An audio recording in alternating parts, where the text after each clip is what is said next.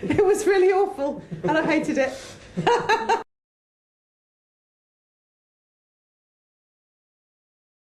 I found it very difficult to do it in isolation. It wasn't something that I could think, right, for this next month I'm going to read and then I'm going to do my literature review.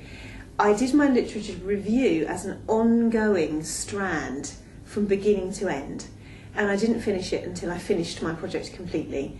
I felt that the way that the literature review was presented to us was you'd read, you'd review, and then you'd do your research. In fact, because I was reading all the time and everything I read influenced everything I did, it was this kind of this relationship between the reading, the analysing and the researching that happened continually, and each fed the other. And I found that I worked on my literature review from beginning to end. It wasn't a single thing that I could do and put aside. I found the methodology was something I could read about and do and put aside. And I wrote it quite early on in the time we had, and then I rewrote it later, feeling more confident, I think. But the literature review was there all the time, and I'm afraid I ended up loathing it because I had to keep adding, I had to keep changing.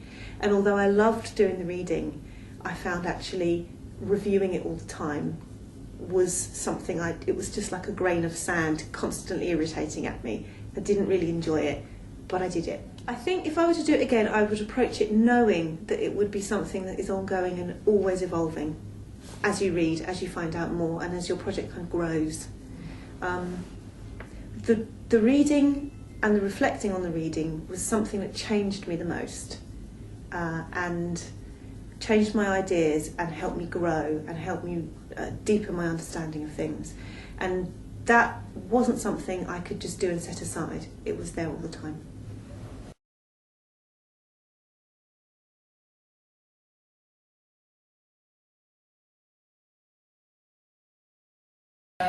As I said before, read a little and often, and lots of the different research method books are very good to read, and it really helps you to keep on track and to give you an idea, and also not just relying on one. I had a couple that I like the style of. I think you need to find something that you like the style of, because I had about 5, but I tended to kind of work with the same 2 and stick with their definitions and stuff like that.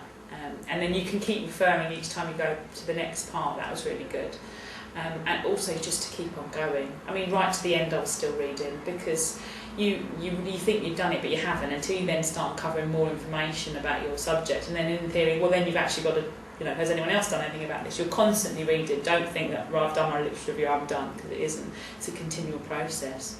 And also make sure it's that when you do your reading, you're very good at marking where you've got your references from, however you use a system. I mean, I kind of note make, write what book, write what page number, and then I know that I can go back to it and find it easily, because otherwise you're just going to be with reams and reams of notes. So you need to be very clear on your own system, including when you're using the web as well. Make sure you print off the access date. I used to just copy and paste the web link straight into straight into the bibliography or the references, and write the access date and everything, even if I didn't use it, because then I didn't have to find it again.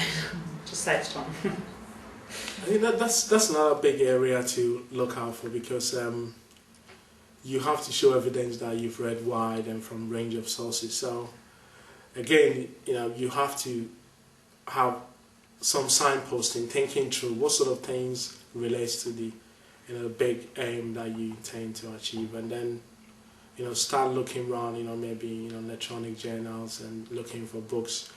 And the thing is, you can't exhaust the sort of available literature in terms of covering every area, but the core parts relating to. So if you have a main objective, you think about the sub-objectives that links up to your main umbrella objective, and then look for related publications and read about it. And that helps you to structure your literature review. And certainly, like we're told on the course, you signpost it, and then you can always come back and change things, but just navigate the reader and know where you. I think it's very difficult, because you sometimes want some evidence to back your thinking, because it's more like it's master's level work, so you can't make assertions and generalize with it. So you need to find out, has somebody done any piece of work and what is.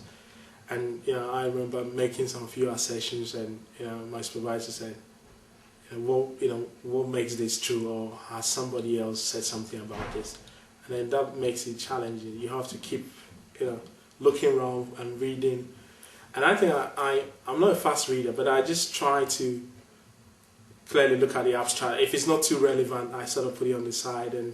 But you tend to sort of go off tangent a bit with some of the information you get, and you have to skew it down a bit.